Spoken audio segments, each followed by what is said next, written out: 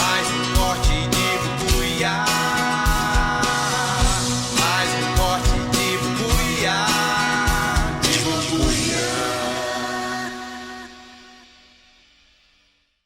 Doutor, o senhor é o titular da Vara de Execução de Medidas Socioeducativas da Comarca de Manaus. Isso. O senhor poderia explicar qual a competência dela, ou seja, o que é realizado lá? É assim, é uma vara que tem atribuição no estado inteiro, porque a gente já trabalha com adolescente em conflito com a lei, aqueles adolescentes que receberam uma medida socioeducativa por parte do juizado, da primeira instância, né?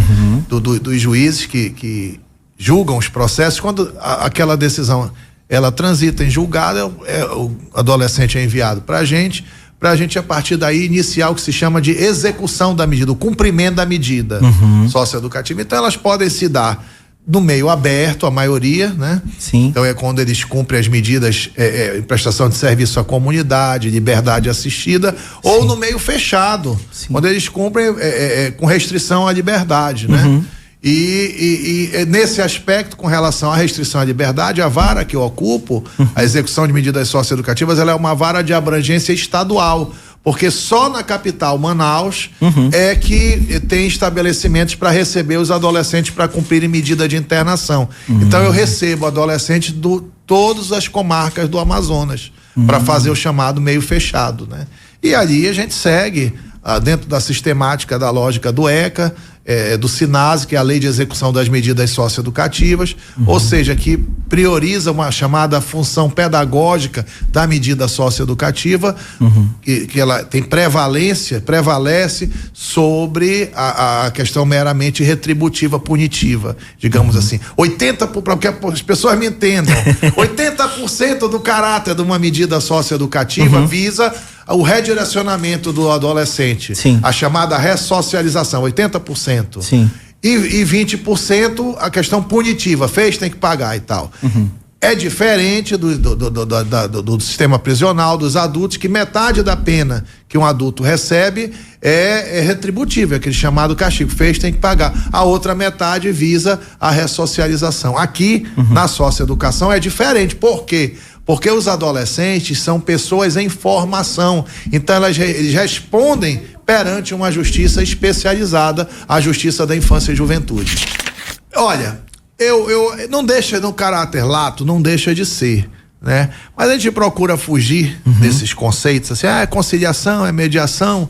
Eu acho que a justiça restaurativa é uma coisa única, porque ela não é só, porque ela vai muito além da mediação, vai muito além da conciliação, porque quando você fala de conciliação, de mediação, você quer resolver aqueles problemas ali momentâneos, e aí é uma troca de interesses. E a justiça restaurativa, ela se preocupa em restaurar o relacionamento entre as pessoas.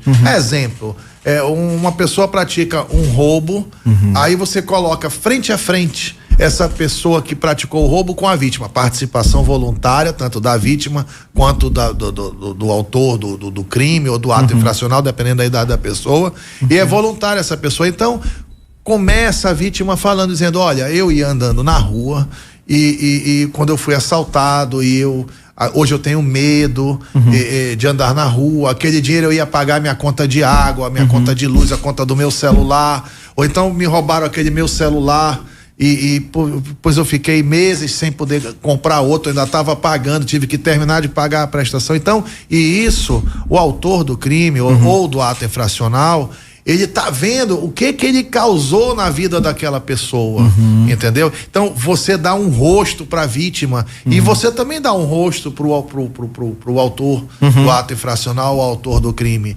E aí ele vê que aquilo ele fez mal para aquela pessoa. E aquilo faz mal, você vê que prejudicou uma pessoa, você se sente mal, rapaz. Se uma pessoa normal, né, se sente mal, cara, né? Então é isso. Então e isso ajuda a convencê-lo a não voltar mais naquela prática, entendeu? Porque atinge as pessoas. E isso ela é eficaz em muitos casos. Nos Estados Unidos a gente vê naqueles casos gravíssimos, bota aqueles encontros, e às vezes não é possível, às vezes as pessoas não perdoam, não se perdoam, entendeu? Mas falar sobre aquilo que nos incomoda faz bem. Na maioria das vezes nos faz bem. Então acho que é isso aí. Essa é a principal diferenciação, porque quando eu vou fazer uma conciliação, uma mediação, é para resolver um problema específico. Eu não preciso te querer bem, é uma troca de interesses ali, entendeu? Não, você vai me pagar que você está me devendo, eu pago, corto os juros, então é outra coisa, entendeu? Entendido. É isso aí. Tudo se resume a cumprir integralmente aquilo que está determinado no ECA e na Lei de Execução de Medidas Socioeducativas, que é a lei do SINASE. Então, princípios da brevidade, da excepcionalidade da medida socioeducativa, enfim, entender que o juiz que é juiz de uma vara de execução de medidas socioeducativas, ele tem que entender o adolescente, olhar para o adolescente durante o cumprimento da medida. Então, não existe um tempo máximo que ele vai ficar ali, no máximo 3 anos. Mas não existe um tempo mínimo. O que determina a saída do adolescente não sou eu, não é a minha vontade. É como ele se comporta cumprindo a medida. Por exemplo, está fazendo os cursos que são ofertados nos centros socioeducativos, está estudando, tem um bom relacionamento lá, não está entrando em confusão, tem um bom comportamento, né? Está linkado com a família, tem para onde voltar, entendeu? Então, são essas as coisas que um juiz da execução tem que olhar. Então, não adianta fazer tabela, para o crime tal, o ato infracional equiparado ao crime tal, vai ficar 1 ano. Para o outro, 1 ano e meio. Não. A finalidade da medida é pedagógica, 80% da medida é pedagógica. Então, o que eu tenho que olhar é isso, eu tenho esse olhar pedagógico. Por quê? Um adolescente que se comporta bem no cumprimento da medida, está linkado com a família, que estuda, que está fazendo os cursos profissionalizantes. Então, ele tem uma chance maior de quando sair não voltar. É o que nós queremos. É quase um princípio cristão. Não tem aquela passagem que Jesus disse, vai, não peque mais?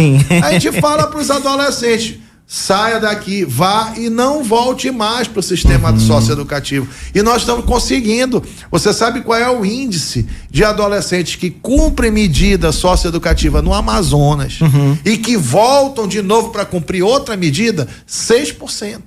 Lembra do sistema prisional que eu falei lá atrás? 70%? O socioeducativo é 7%. Quem é que ainda quer mandar esses meninos para o sistema prisional? A demanda da sociedade por segurança é uma demanda legítima. A gente tem que respeitar, mas tem que dizer que o encarceramento não é a saída para isso. Eu estou acabando de dizer, olha, no socioeducativo, com outro olhar, sem superlotação, com as equipes multidisciplinares atuando, elas conseguem qualificar este cumprimento da medida socioeducativa. E os adolescentes no nosso estado não estão voltando, porque, veja, no nosso estado, o Amazonas, nós temos o menor índice de internação do Brasil. Enquanto em muitos lugares o sistema é lotado, está quase 100% de lotação, nós aqui não chegamos a 20% de ocupação. Mas isso é um dado. Que solto não quer dizer nada, quer dizer que nós não estamos mantendo os meninos. O mais importante é quando você cruza com esse outro que eu acabei de dar. Ou seja, quando você cruza menos de 20% ocupado e só 6% é que estão voltando. Então, tá dando certo. Tá dando certo, exatamente. Eles não estão voltando. Então, é o que nós queremos, sabe? É o que a sociedade quer. Que uma pessoa que cumpra uma medida meio fechado não volte mais. Não entre depois no sistema penal, não atinja a maioridade e volte para o sistema penal. É disso que nós estamos falando.